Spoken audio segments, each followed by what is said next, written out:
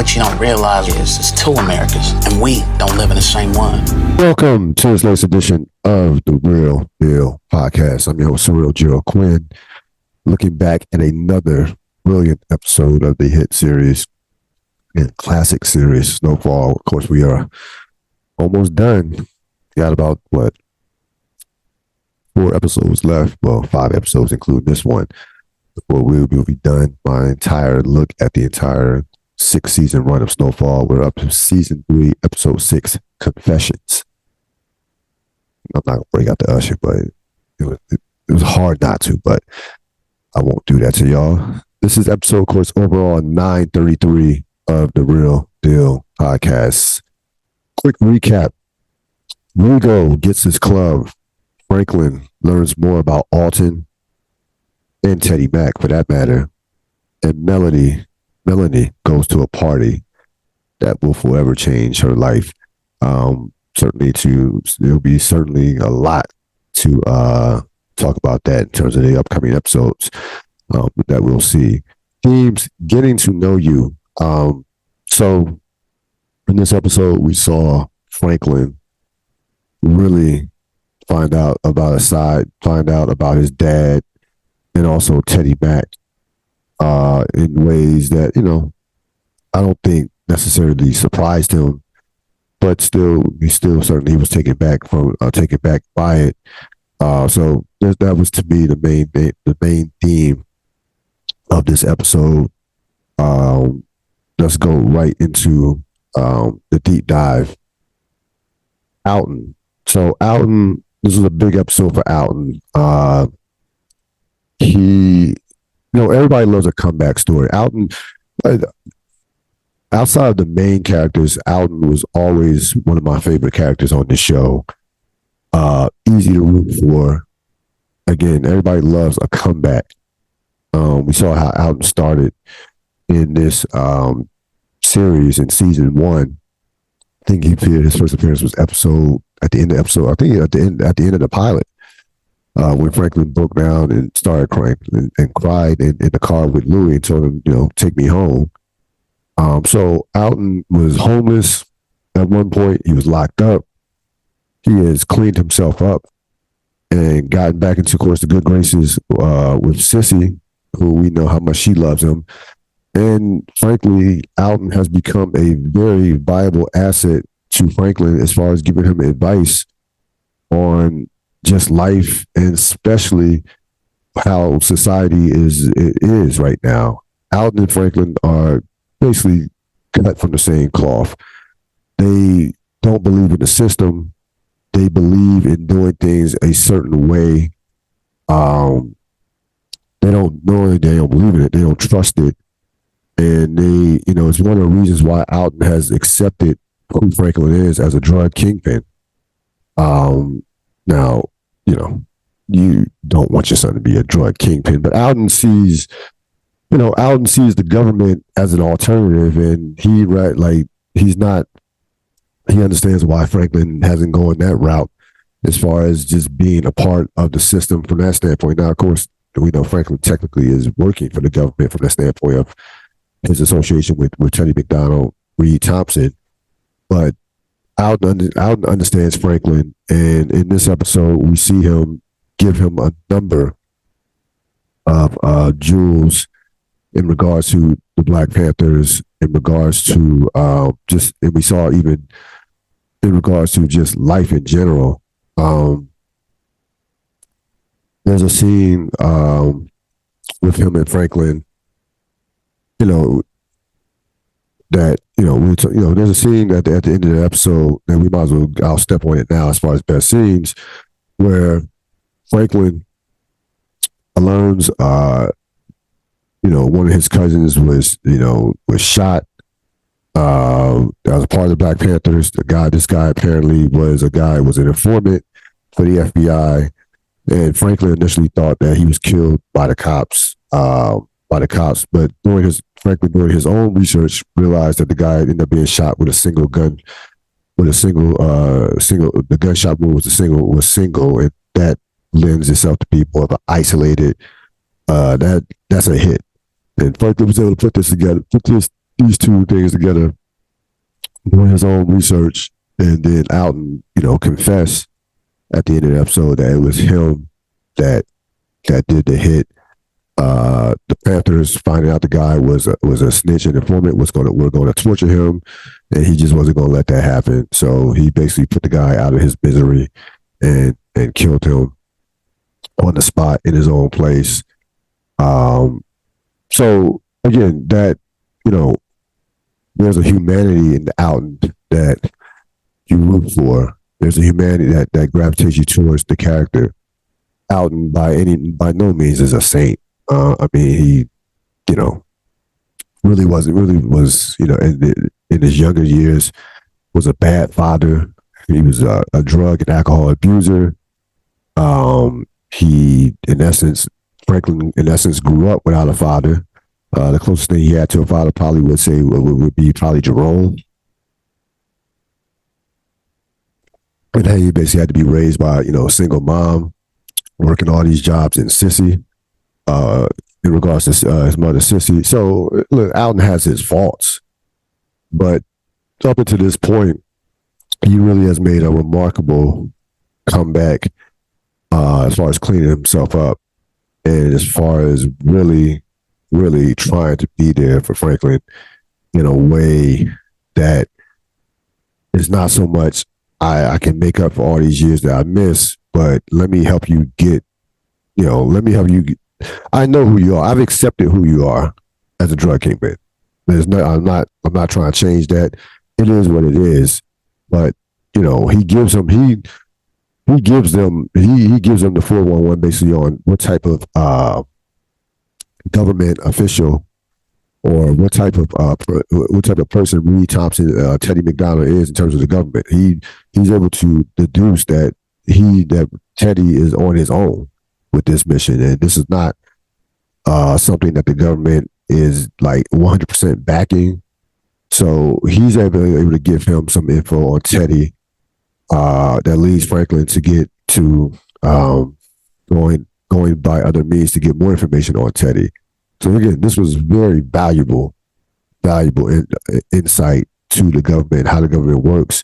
And again, Franklin, despite the fact that he's a drug kingpin and is making moves as far as the business world, he's still green to again, this character is only in his late teens, early 20s, if that. I would say Franklin's about 19 or 20 years old, if he's that. Probably not played 19, 20. So he's still figuring shit out on the on the run as he goes along in this particular journey. Alton being by his side is invaluable, considering what type of life Alton has lived and considering his how well he understands the government. There's a book. There's a book about if you want to know more about the Panthers, and there's a number of books in terms of informants and how the FBI tried to infiltrate the Panthers, and they did infiltrate the Panthers. But there's a particular book called "Black Against the Empire: The History and Politics of the Black Panther Party." Is a great book. I actually need to reread it, to be honest with you. Written by Joshua Bloom and Waldo E. Martin Jr. So I definitely recommend it. That's one of the better books that you'll read about what transpired with the Black Panthers and the government. Best scenes: Franklin, Sissy, Alton. This is the beginning of the episode.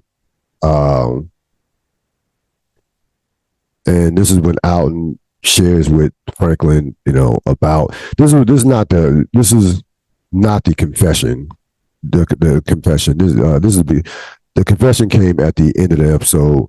This is where Alton is basically concerned about about Teddy McDonald, Reed Thompson, and basically tells Franklin, yeah, he needs you now, but what happens when he doesn't need you anymore? And he says, look, you will see a gangster coming a mile away. You're in these streets, you're a kingpin, you're trained to, you're great at that, that's what you're trained to do. A guy like Reed Thompson in the government, if he tries to get rid of you or wants you gone, you will never see him coming. Again, invaluable advice to Franklin.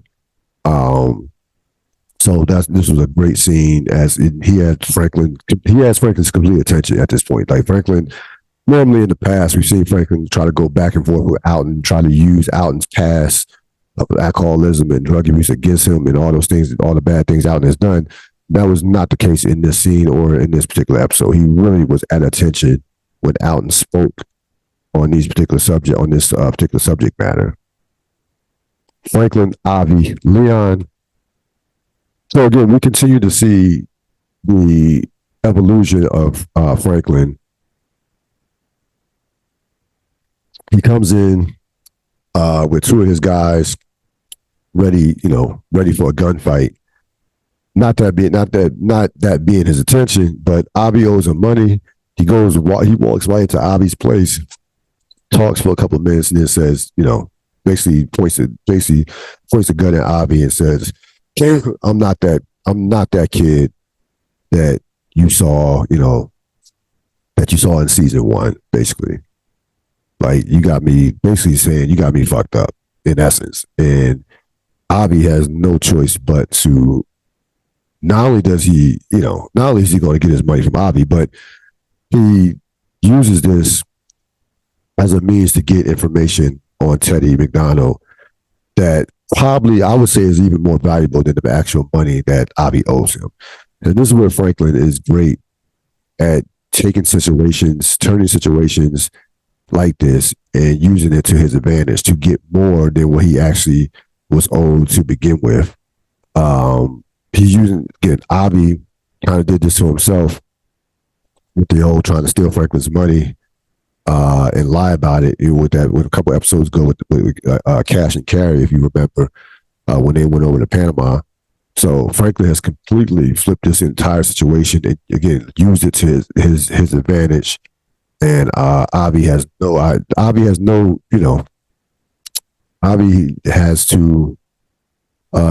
no choice with where Franklin is at right now, and considering the fact that Franklin is also backed by Teddy McDonald. So Avi gives him the respect, and he ends up getting him that information from Reed Thompson.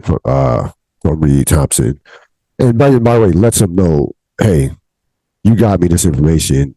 Avi tries to put, has a lot of pride, we know, and try to say, hey, I got you this information because I like you. Like, no, you actually got me this information because you lied to me, and I took advantage of that lie.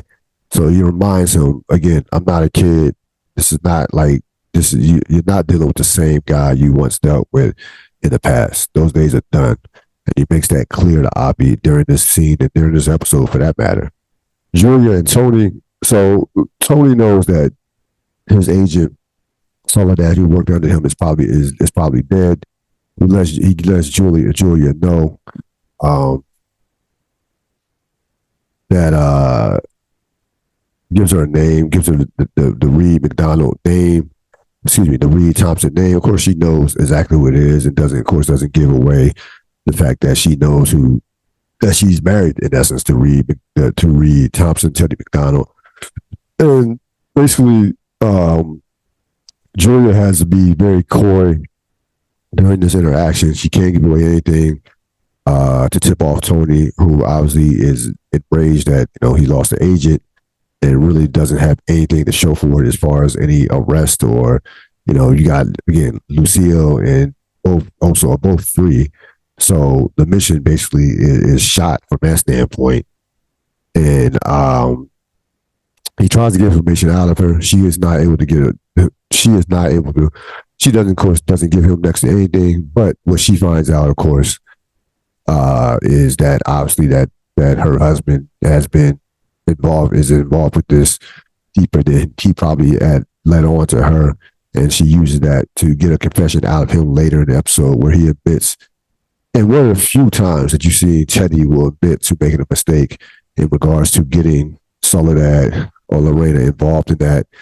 He basically says, hey, she's gone. We took care of the body. I made a mistake.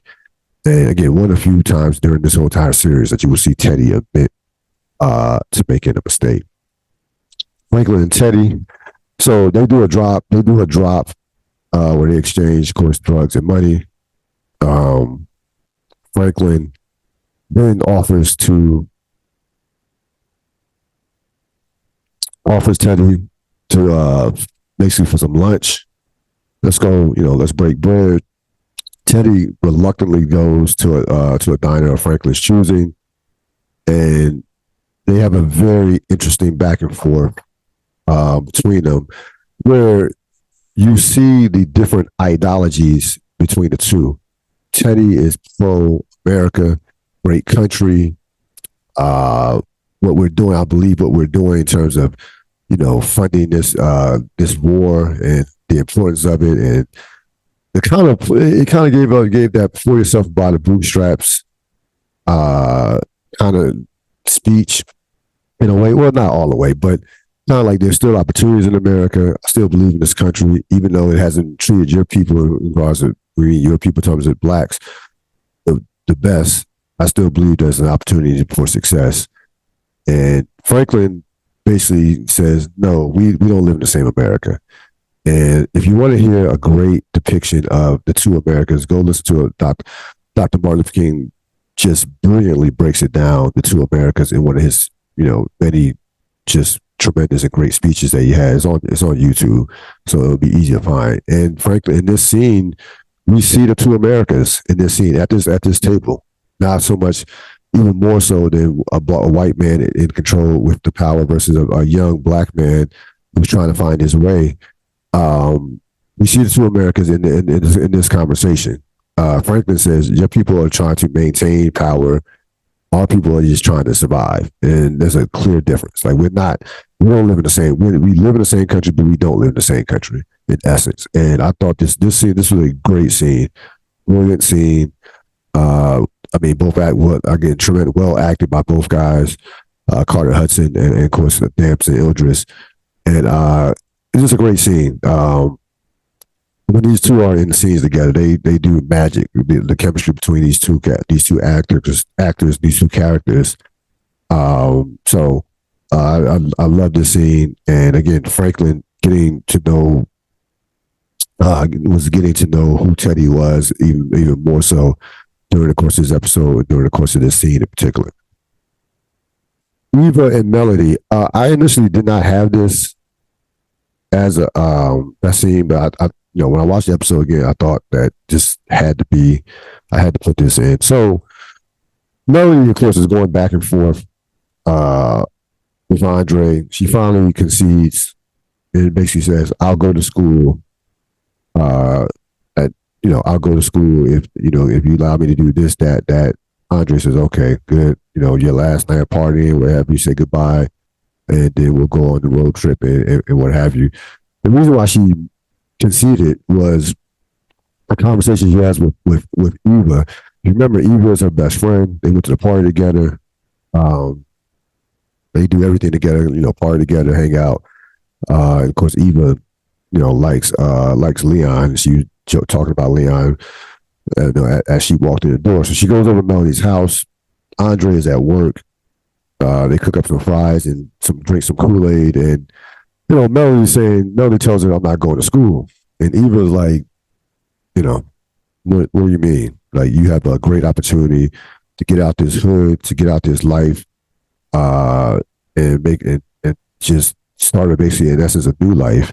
I wish I could be in your position. And, it's kind of reminiscent a little bit. I remember on The Wire when Randy complained about saying, I was, I forgot the name of his stepmom, not stepmom, his foster mom, I think Miss Emma or something like that, had me on a leash. And Michael basically said, at least you got a leash, comparing his home life with Randy's home life, which Randy, of course, had a much more stable life than Michael ever had from that standpoint. And Eva basically saying the same thing to Melody. I'm stuck here. I'm not going to college.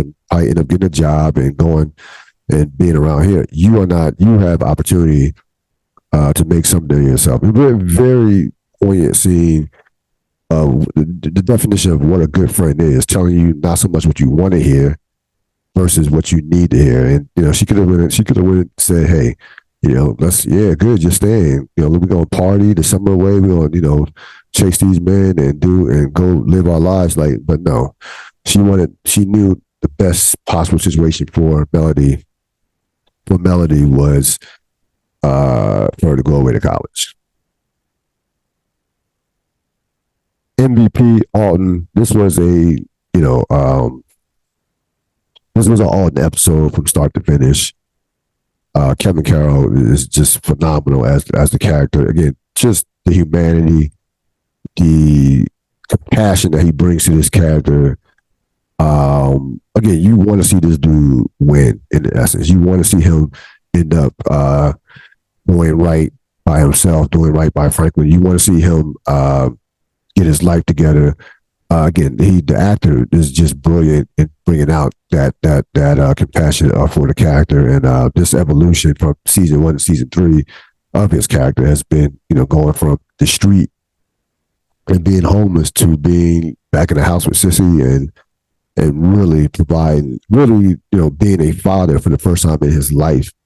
It was one of the bright points, really one of the bright storylines of season 3. So I thought this was a out, without question, an out episode, and he gets my MVP.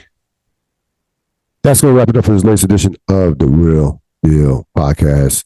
I will see you next time as we look at episode 7 of Snowfall, which will be a lot of fireworks in that episode, a lot. So that should be a great episode to look back on. Have a great rest of your day. So long.